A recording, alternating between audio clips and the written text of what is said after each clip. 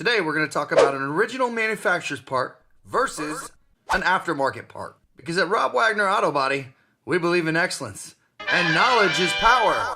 This is a 2016 Mazda 6 that we are putting a new fender, new bumper cover, a new headlight in, and this is actually an aftermarket headlight that was specified by the insurance company on this particular car, and we gave the owner the option of paying the difference, and basically with it we came back with, well, let's try the aftermarket headlight, and if there's not any issues then we'll kind of go with it. So ordered the one from the supplier that the insurance company listed, went to bolt it up, and here's what we're finding out. So this right here is our new fender.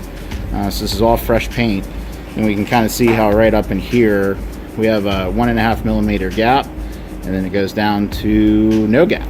And then actually where the biggest issue is overall is this back here is the headlight digging into our freshly painted fender.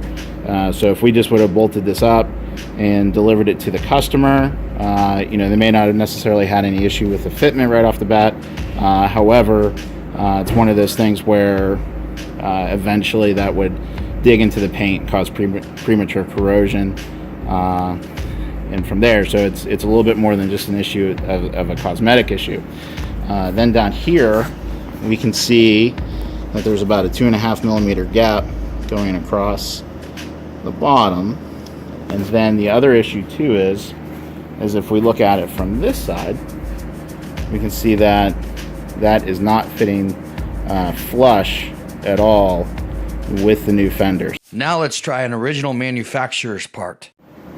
And we're back. Okay, so this is now the brand new OEM Mazda headlight fitted into the fender, and we can see that this is fitting much better. So the gap at the top is not as pronounced as it was before. It's not, the headlight's not digging into the to the fender like it was before. And then over in here, the flushness of the headlight to the fender is uniform to how it is on the other non-damaged side of things.